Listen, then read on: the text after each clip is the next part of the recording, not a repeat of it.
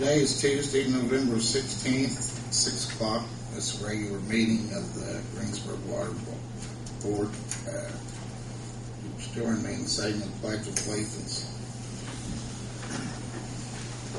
Allegiance to the flag of the United States of America and to the republic for which it stands, one nation, under God, indivisible, with liberty and justice for all.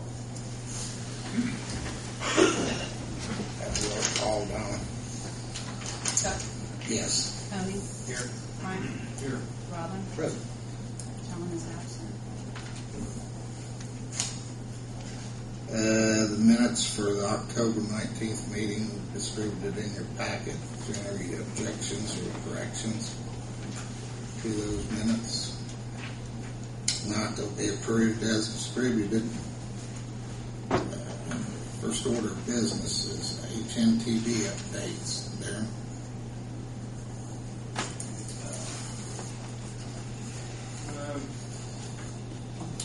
On the raw water line project, they're moving along.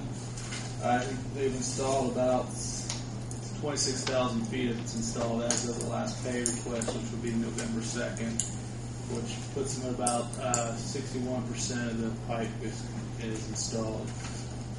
Overall, the project costs are around 54%, so that's tracking pretty well from that standpoint. They are, I would say they're, as far as their scheduling goes, they're saying they're hoping to have the main line and everything installed by the end of the year. Given they have days like today, they're not going to make that date. I'd be a little hesitant. I think they're a little behind. I think they're a little behind schedule from that standpoint. They've had some trouble with the bore across I-74. That's taken them a lot longer than they anticipated. Setting up the other bore too that's slowing down.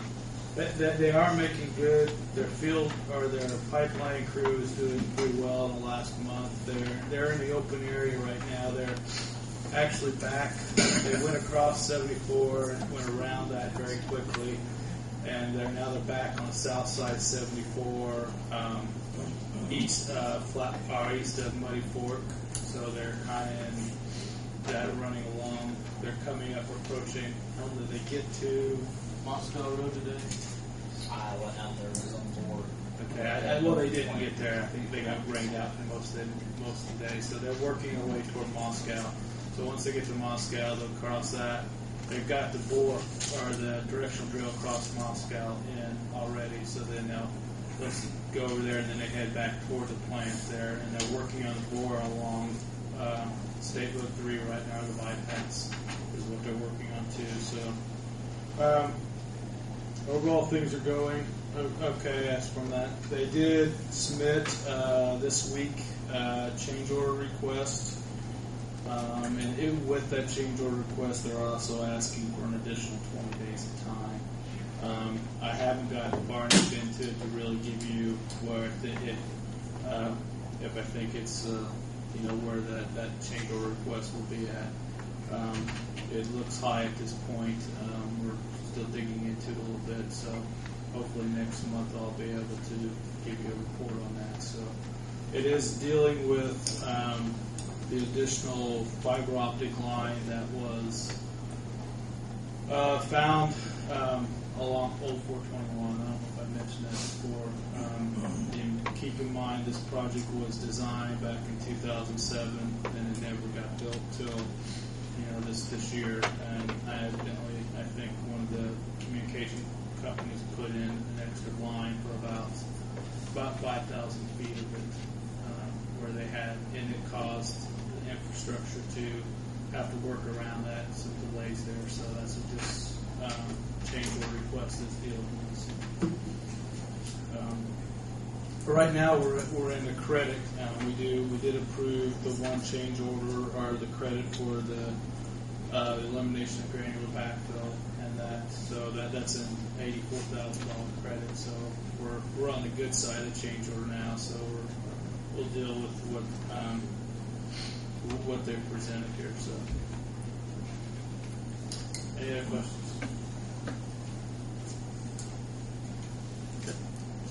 I do know that they will, schedule-wise, they are taking Thursday and Friday of Thanksgiving off, and then I think from the 23rd till 23rd of December through January 3rd, they're scheduled to be off as well. So that tells me there that if they don't get completed by that third week of December, they're probably not going to meet the original dates, substantial completion date, which was January 24th.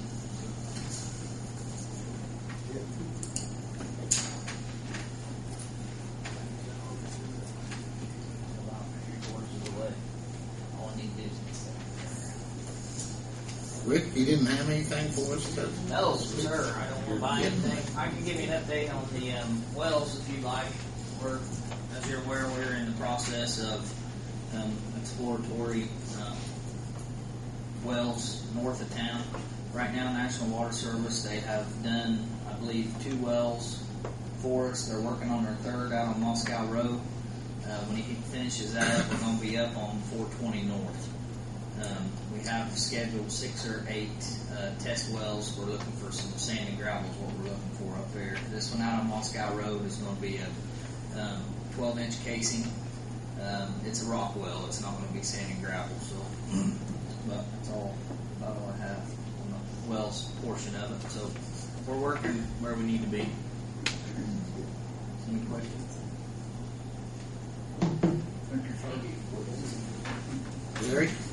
Yeah, I know last month we had asked for water to come and do a presentation to put things together in a short period of time. So this month for water's agreed to come and bring us up to date what they've been doing. Future water usage increased there a little bit. So I'd like to. Doreen. I'll have John Okay. Wetzel, our engineer. Okay, John Wessel is our engineer for water. Okay. Very good.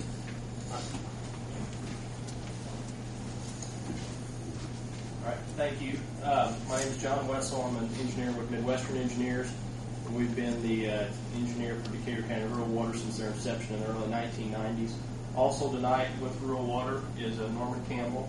Norman is their board vice president, and then Doreen Osterling, and Doreen is the office manager at Decatur County Rural Water as well.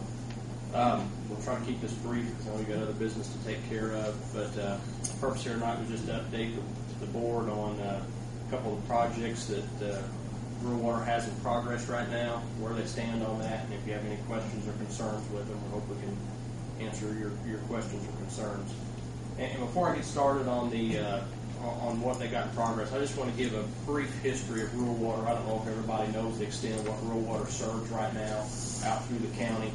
Don't mean to take up a lot of time with this, but Rural Water's been implemented in phases. Their first phase was actually completed back in the mid-90s. I think it was 1995. 1996, they actually started buying water, I think, from the city of Greensburg. At that time, they made a connection on the south side of town. They put a booster station and an elevated tank about 5 miles south of town.